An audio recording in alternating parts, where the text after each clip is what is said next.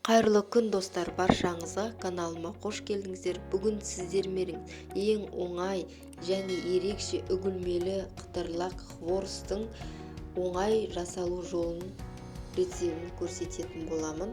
Видеоны соңына дейін көріп, лайк басып, пікір жазуды ұмытпаңыздар.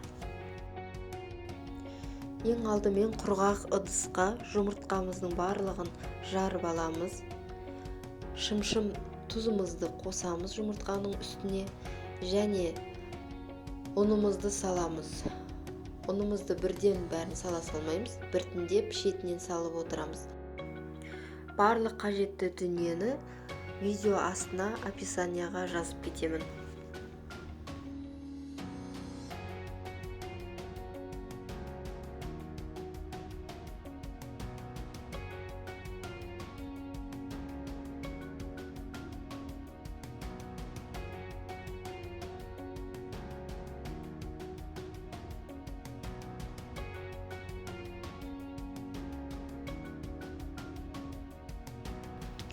Жұп-жұмсақ қып қамырымызды илеп аламыз.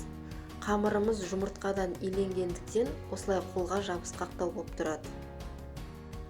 Қамырымызды 2-3 қайтара илеп, жақсылап тындырып аламыз.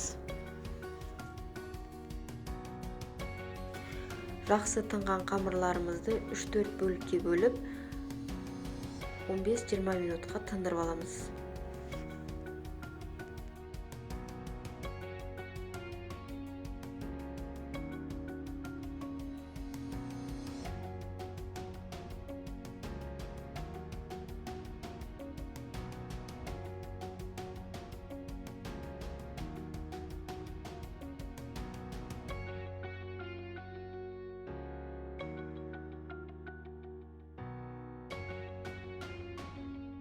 Тынған қамырларымызды шетінен жая береміз.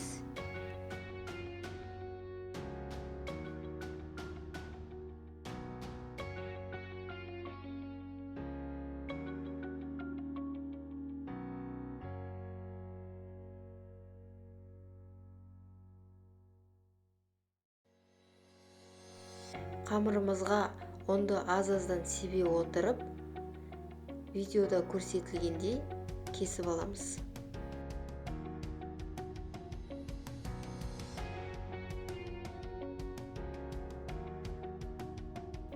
Видеода көрсетілгендей етіп 2 сантиметрдей ұзынша лента қып кесіп аламыз.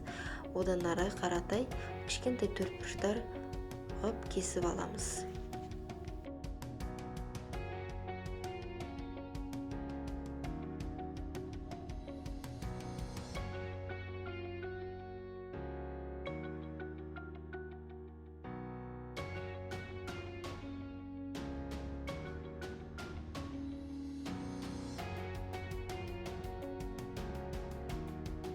Және осылай нандарымызды кесіп болғанша майымызды қыздырып қоямыз.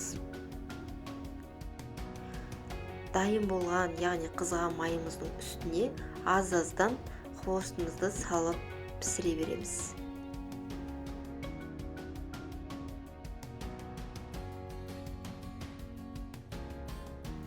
Хворостымыз өте тез піседі.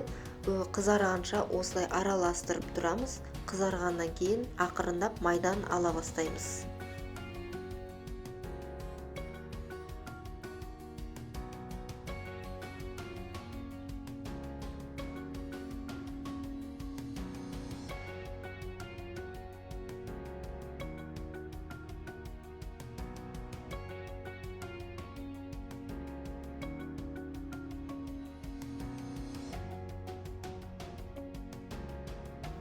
Осылай аз-аздан салып, хворостымызды пісіре береміз.